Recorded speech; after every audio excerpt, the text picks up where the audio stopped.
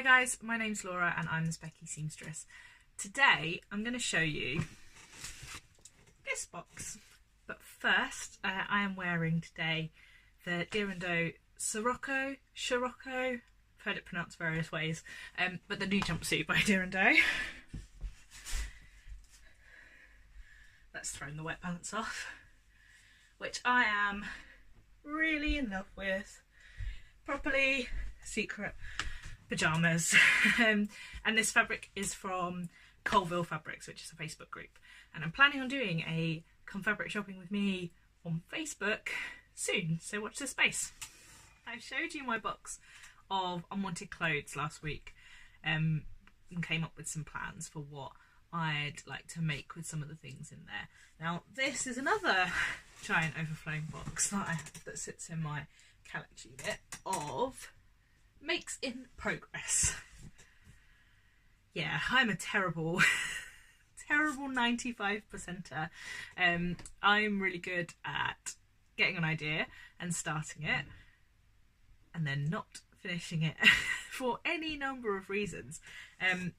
I've spoken before that one of the reasons I have so many half-finished woven dresses is because I started a batch sewing project, which I thought was going to be an amazing idea and didn't capture my imagination the way I thought it would. And I think that's mostly because I just discovered stretched fabrics and I didn't think I would do that soon, and so I got really excited about that.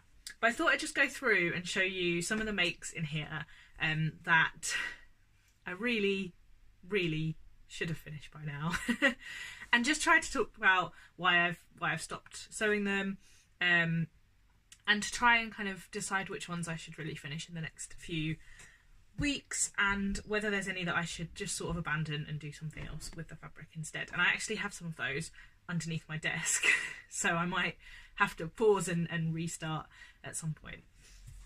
But let's dig in. Sorry about my squeaky chair. So I have in here everything from things that are only just cut out.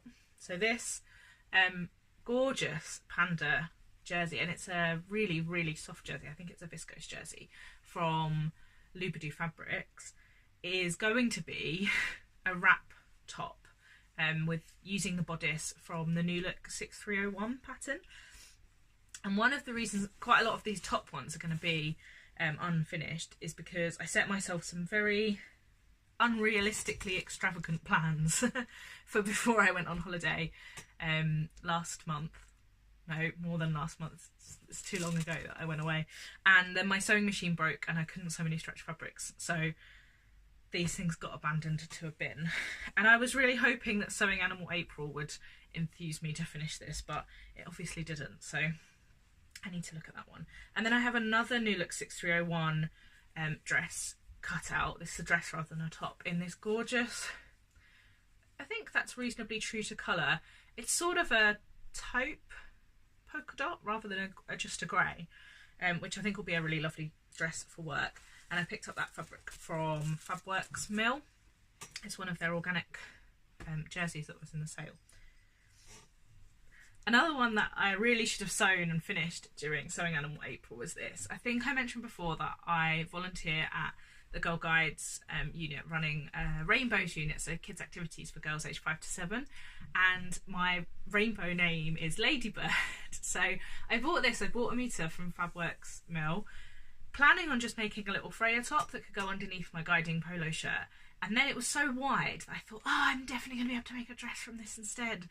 And then I cut it out and I realised that I wasn't going to wear it as a dress, so I need to recut this. I've made it a scoop neck, so I won't be able to make a traditional Freya with the kind of mock roll neck, but I'm going to make this into a little top, hopefully long sleeve. It's cut out with little tiny cap sleeves at the minute. That horrible noise in the background is my cat, who is a Burmese and does not have a normal meow, who it is normal for him, not normal for other cats. And then I have a couple of makes that was sort of error, really. This is a jersey that I picked up on eBay quite soon after I started sewing with knits. Again, Sewing Animal April. I could have really been prolific during Sewing Animal April. I did make 5 things. I think that was reasonably prolific. This I cut into a Joni dress, but it's not really stretchy enough. It's sort of almost a bit more like an interlock. So I'm not convinced that's going to work, which is why I haven't sewn it up. And it's also, I've cut out a straight skirt. It's sort of like a wiggle Joni hack. And I'm just a bit unsure. So I don't know whether to just make it up and try, or shall I just cut a top out of the skirt and things instead. I don't know, what do you think? Let me know in the comments box. Another poorly thought out Joni. Do I even need to say something in April? No, I think you know. I bought this fabric in John Lewis in the clearance sale, and it's sort of it's not a knit, it's like a stretch woven, but it's really not got a lot of stretch. But I cut it into a Joni dress literally without thinking, apparently, and that's not going to work. It's not going to go over me. So I'm thinking about repurposing this into a BB skirt, because I think, although it doesn't have a lot of stretch, I think it will be alright in a BB skirt. I've actually just cut a BB skirt out in a stretch woven, so I'll maybe see how that one goes and then go from there. And then I've got, oh, I'm not even halfway through. I won't go through everything. I've got some dog tooth that I picked up and tried to make a pencil skirt from, which failed. And I think that maybe this just needs to go in my scrap box rather than my unfinished, because I think I might use this for some pocket linings and pocket facings, for some trousers. I've got this. Some of you might recognise this fabric if you've been following me on Instagram, because I made purple dungaree, like shorts and trousers with a detachable dungaree bib, and I lined the dungaree bib in this and the pocket facings for this as well. This is one of the first fabrics I ever bought. I bought this a long time ago. I bought it on eBay, but I have a weird feeling that it's from Minerva Crafts, because they sell it now. That's where I got the rest of this, because I bought some more after I used my scraps for the bib, a big bib lining. There used to be a dress for sale made in this by a company that I can't remember, but I will link it down below if I can find the company name. They were based in Manchester. Bayliss and Knight they were called. And they used to sell dresses made in this, and I loved it so much that I went and found the fabric so that I could make myself a circle skirt. But this is one of the first things I made, and it isn't very good, and so it's sort of a repurpose rather than a makes in progress, because I'd like to unpick this and use the extra meter that I bought and make just a nice fitted bodice dress if I can, because it's really fun fabric. At least I know that I can get some more if I need to. Then I've got in here, see, this isn't even a makes in progress. This belonged in my other box. This is a skirt that I picked up in a charity shop. It's not that bright a red. It's coming up much brighter. I wonder if I can. No, it's not going to come up, but it's slightly darker than that, a bit more crimson. A skirt that I picked up in a charity shop, and I just thought it would make a gorgeous little camisole. So I might even get a Stevie out of that. You know, it's quite long, and it will be so good for work. It's a crepe, but quite a thin crepe. So that sort of sparked my memory a little bit. Then I've got my woven batch sewing projects, so let me show you a few of those. Now I cut out a whole bunch of wrap and fitted bodice dresses from the So Many Dresses So Little Time book back in January. My husband used to work on shift work 2 weeks in every 6, and I thought it would be a good idea for me to try and do some batch sewing while he was on shift work and I was kind of at home alone in the evenings. So this I was making a wrap top bodice dress lined because it's a chiffon. This is such pretty fabric. I think this is from the museum D-Stash. It's so pretty, and I have quite a lot of this because it was like 3.5 meters or something. The wrap dress didn't really work out. I couldn't get the fit right on the wrap bodice, so, which is a bad idea to batch sew something you haven't perfected the fit on. Lesson learned, Laura. But I think this will be gorgeous for a little floaty top or something. This was another wrap dress. This is a polyester from the Frugal Fabric Shop, and I think it was called Peacocks, and I really love it. It's a polyester. It's got like a little bit of give to it. This is half of the skirt, and I might progress with this one because I think the tiny bit of give in it might make the wrap top work. So this one, I have the bodice all made up. I say that, it doesn't look in a very good state, does it? Yeah, I have the bodice made up. I just need to attach the skirt, so I've got waist ties on it. So I might give that one a go. Then I had this gorgeous sort of chiffon that I picked up in Fabricland, that I had cut into sort of what is really a Stevie, but I drafted it myself. I think drafted might be overselling that a little bit, but never mind. Then where's more from the batch sewing? I've got this, which again is a wrap. See, I love wrap tops, but I just hadn't got the fit right. This is from a gorgeous fabric that I picked up.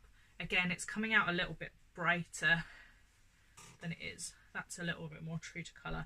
From some fabric, very thin, unknown content, presumably a little bit of polyester, from the Goldhawk Road. So we have a giant gingham, which I picked up again in Fabricland, which is really close. I mean, it is basically finished. The dress is made, it just needs to be hemmed. I'm a nightmare for not hemming things. I think what happened with this one is I tried it on and I wasn't quite happy with the fit, and then I couldn't be bothered to hem it if I wasn't happy with the fit. So I might try this one back on and see whether I think it's rescuable, because that's going to be a really lovely one if I can. And then I have this, which is pinafore style sort of dress, sort of a shift pinafore in a needle cord with this gorgeous parrot fabric from Lubadoo Fabrics, which I love, but is really ugly. It really didn't suit me or fit me well at all, and I think I want to unpick this and retackle it because I have some more of this fabric now as well. And I kind of think it would be really nice as a shirt dress, like a long sleeved shirt dress. I think that would be really nice. This is what I was trying to find to show you. Now this is coming up quite true to colour. This is aubergine. It's a silk dupioni that I picked up on the Goldhawk Road. And I wanted to wear this to my birthday in November last year. I have the bodice made up. This also has a little bit of give to it, and I didn't really have experience of that when it has give sort of vertically. Didn't have experience of it when I started sewing it, but I'd gone to the effort. I was going to line it. I have this absolutely gorgeous giant polka dot peach skin that I was going to line it with. Look, it's so pretty. And I think I might persevere with this and see if I can fit it.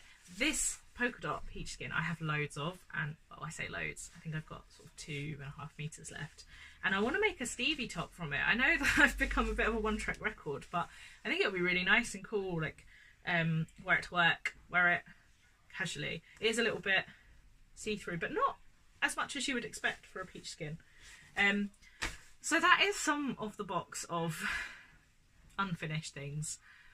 I'm terrible. I've also got loads of things hanging up around that just need hemming, because like I said at the start, I'm a terrible 95%er. You know, I can get everything done right up until the last little bit, the last bit of hand stitching or the hem or yeah, something really small, and I'm terrible for it. I just get excited by what I've got elsewhere in, you know, boxes like that, for example. It's pretty bad, but there you go. That's who I am and what I'm like when I'm sewing.